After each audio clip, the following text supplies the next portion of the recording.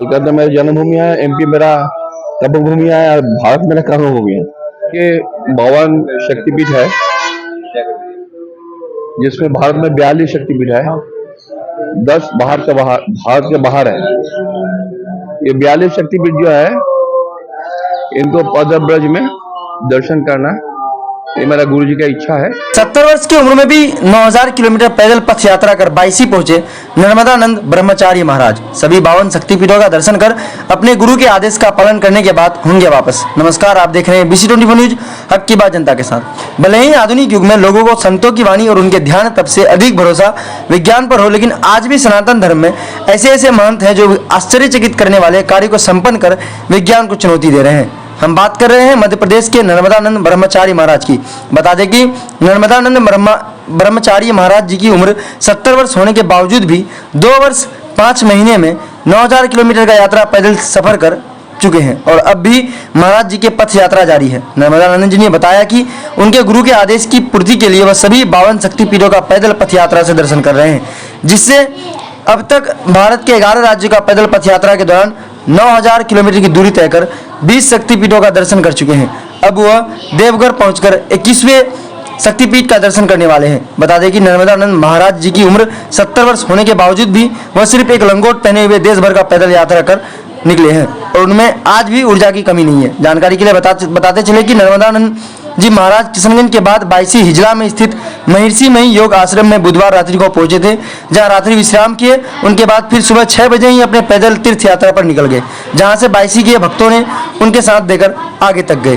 मेरा ये पद यात्रा जो है, ये जो शक्तिपीठ है भारत में, उनका दर्शन करना है।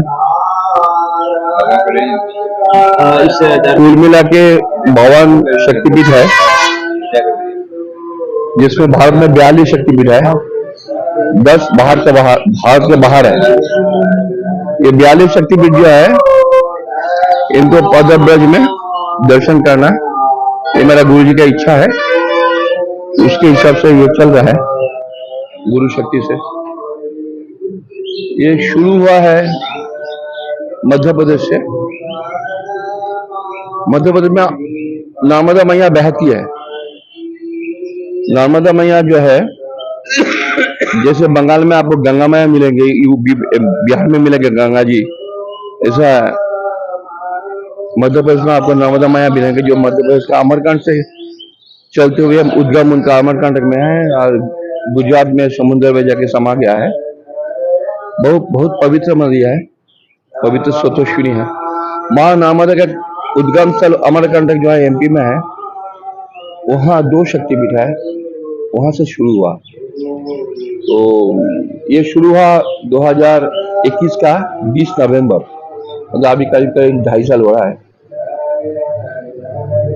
मध्य प्रदेश में 5 शक्तिपीठ है, उसके बाद राजस्थान में है, पंजाब हरियाणा पंजाब में है, जम्मू कश्मीर में है, उसके बाद हिमाचल, यूपी, बिहार, उसके बाद बंगाल होते हुए आसाम, मेघालय, त्रिपुरा, वापस आसाम होते हुए बंगाल में आए। बंगाल में जलपाईगुड़ी में एक शक्तिपीठ है, जलपाईगुड़ी में। उनके दर्शन के बाद अभी हम देवघर जा रहा हूँ। तो बंगाल में 42 है, तो अभी तक 20 शक्तिपीठ का दर्शन हुआ है। देवघर में जाके 2100 का आधा होगा। उसके बाद वापस बंगाल में प्रवेश करेंगे। कब तक ये आपका समाप्त होने का? अभी मेरा जो इच्छा है वो 1.25 साल 1.5 साल में पूरा होना जरूरी है। तो मेरा गुरु जी के पास जाना बहुत जरूरी है, उनके स्वास्थ्य बहुत खराब है।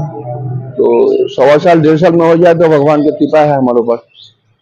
अभी कहा होगा मुझे मालूम नहीं। मैं चाहता हूँ ऐसा होए कि गुरु जी के पास जाना बहुत जल्द से जल्द जाओ। ये मेरा शक्तिपीठ के दर्शन से क्या लाभ प्राप्त? शक्तिपीठ का दर्शन जो है, ये लाभ तो मालूम नहीं है क्या लाभ क्या नहीं हुआ। ये तपस्या है भगवान के लिए। देखो, कर्म करने का अधिकार हमारा पास है, हमको कोई फल का अधिकार हमारा नहीं है। तो लाभ हो नहीं है वो तो भगवान जाने, हम तो क्या कुछ नहीं है, इससे कोई लेना देना नहीं है। उनके दर्शन कर रहा हूँ, ये मेरे लिए बहुत बड़ा बात है जब दर्शन कर पा रहा हूँ। जैसा कि बाबा अभी जो है सनातनियों में देखा जा रहा है कि अध्यात्म को लोग धीरे धीरे छोड़ रहे हैं, उस सनातनियों को क्या नहीं नहीं नहीं नहीं नहीं, आपके बात पे हम सहमत नहीं हूँ।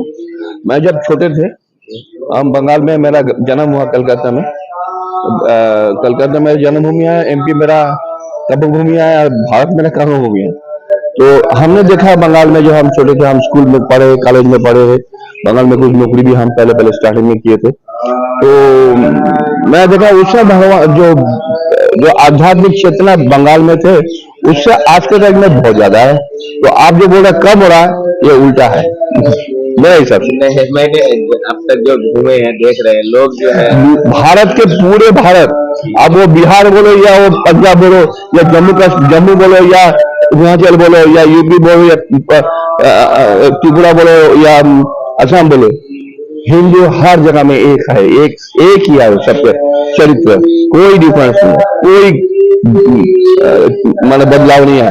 बिहार का हिंदू जितना आध्यात्मिक है, उतना ही है पंजाब के हिंदू, उतना ही है राजस्थान के हिंदू, उतना ही है आसाम का, उतना ही है त्रिपुरा का,